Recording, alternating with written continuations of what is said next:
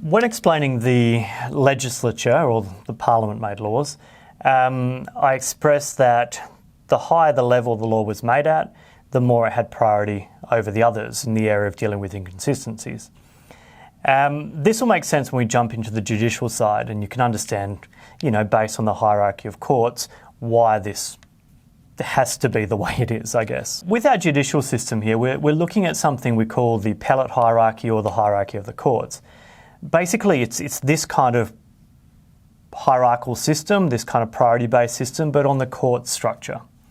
So each state and territory is going to be slightly different, but let's just go very simple and then you guys can complicate it. So at the top, we've got the High Court of Australia. Underneath that, we've got, most states will have their Supreme Court. So for example, for Western Australia, you've got the WA Supreme Court. I'm discounting the other types of courts, so the family courts and the state administrative tribunal, the SAT, State Administrative Tribunal. So you've got your district court, and then you've got your magistrates court.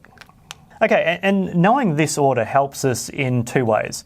One is that decisions made from a higher court are binding to a lower court.